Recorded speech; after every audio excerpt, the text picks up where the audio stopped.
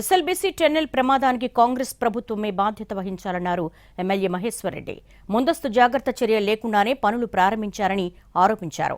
మంత్రులు కూడా హెలికాప్టర్లో పిక్నిక్ వచ్చినట్టుగా వస్తున్నారని విమర్శించారు. కమిషన్లకు కక్కుర్తిపడి కాంట్రాక్టులు ఇవ్వడం వల్లే ప్రమాదం జరిగిందంటున్నారు. మరింత సమాచారం మా ప్రతినిధి రవి అందిస్తారు.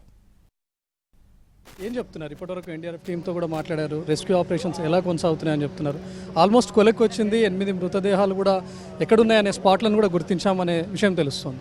మరి ఇక్కడ ఉన్నటువంటి పరిస్థితి చూస్తూ ఉంటే చాలా బాధాకరంగా ఉన్నది. మరి మొదలే ఇక్కడ ఉన్నటువంటి మరి కాంట్రాక్టరే కానివ్వండి, రాష్ట్ర ప్రభుత్వమే కానివ్వండి, ముందు జాగ్రత్త చర్యలు తీసుకున్నట్టు అయి ఉంటే, ఫర్ ఎగ్జాంపుల్ ఇప్పుడు దీనికి కావాల్సినటువంటి geological survey of India permissions కానివ్వండి, లేకుంటే రాక్ స్టడీ కానివ్వండి, లేకుంటే అప్పుడు సీపే చేస్తున్నప్పుడు దానికి అవుట్లెట్స్ కానివ్వండి, లేకుంటే దానికి కేసింగ్ కానివ్వండి, ఇవన్నీ మరి దానికి సంబంధించిన స్టడీ కానివ్వండి, ముందు జాగ్రత్త చర్యలు తీసుకొని ఉంటే మరి ఇది జరిగి ఉండకపోయి ఉండేదేమో అని చెప్పేసి మాకు అనిపిస్తూ ఉన్నది. మరి ఏది ఏమైనా కూడా ఒకటి న్యాచురల్ కలామిటీ, మేము దీన్ని రాజకీయం చేయదలుచుకోలేదు. కానీ మరి కనీసం ముఖ్యమంత్రి గారన్నా ఇక్కడికి వచ్చి మరి ఎప్పటికప్పుడు ఇక్కడ సమీక్ష చేసి ఉంటే బాగుండేది.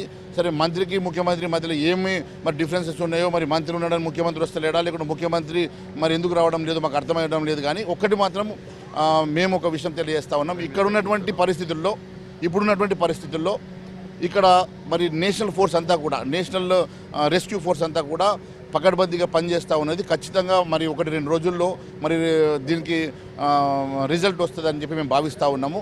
మొత్తం విషయమంతా చూసిన తర్వాత ఈ ప్రాజెక్ట్ని మొదలు పెట్టేటప్పుడు సంవత్సరాల తరబడి పెండింగ్లో ఉన్నటువంటి క్రిటికల్ ప్రాజెక్ట్, ఈ క్రిటికల్ ప్రాజెక్ట్ని తిరిగి ప్రారంభించేటప్పుడు ప్రభుత్వం కొన్ని జాగ్రత్తలు తీసుకుంటే బాగుంటుండే. మరి అక్కడ ఉన్నటువంటి పరిస్థితి చూస్తే ప్రభుత్వం ఆ రకమైన జాగ్రత్తలు తీసుకొని ముందుకు పోయినట్టు అనిపిస్తలేదు. ఏది ఏమైనా ఈ సమయంలో రాజకీయాలు చేయాలని కానీ ప్రభుత్వాన్ని విమర్శించాలన్న ఆలోచన మాకు పూర్తిగా కేంద్ర ప్రభుత్వం అన్ని రకాలుగా సహాయ సహకారాలు అందిస్తూ ఉంది. వార్త తెలిసిన వెంటనే నరేంద్ర మోడీ గారు, దేశ ప్రధానమంత్రి గారు, ముఖ్యమంత్రితో గారితో మాట్లాడి ఈ దేశంలో ఉన్నటువంటి అందరి నిపుణులను ఇక్కడికి పంపించి అక్కడ ఉన్నటువంటి సహాయక చర్యలు చేస్తూ ఉన్నారు.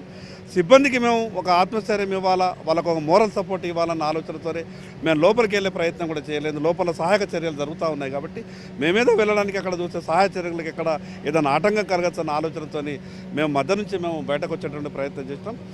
ఇప్పుడు మంత్రులకు కూడా కనీస అవగాహన ఉండాలి. 2019 నుంచి ఆగిపోయిన ప్రాజెక్టును ఏ రకంగా అధికారుల ప్రాణాలు పణంగా పెడతారు, అన్ని భద్రతా చర్యలు తీసుకొని 5 సంవత్సరాల తర్వాత ఏమేమి సీపీ జరిగింది, ఎక్కడెక్కడ మట్టి కూలుతుంది, అన్ని భద్రతా చర్యలు అన్ని సంస్థలు ఏవైతున్నాయో భద్రతా సంస్థలు అన్ని సర్టిఫికేట్ తీసుకున్న తర్వాతనే కదా నువ్వు పని మొదలు పెట్టాల్సింది.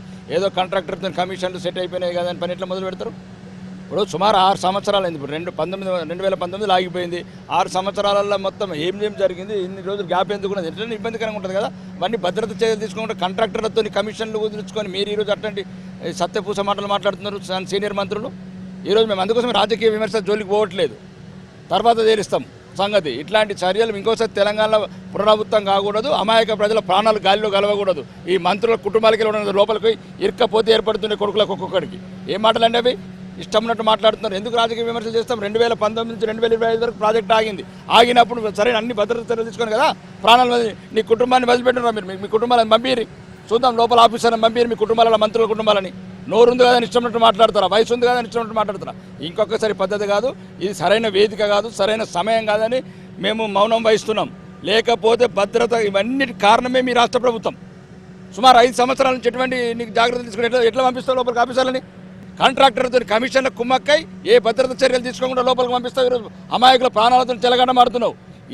ఇదంతా అయిపోని అప్పుడు ప్రెస్ మీట్ పెడతాము, మీ సంగతి తెలుస్తాము. కెమెరామ్యాన్ జిల్లా రాజేశ్వరరావు, రవికుమార్, ఎన్టీవీ, ఎస్ఎల్బీసీ నుంచి.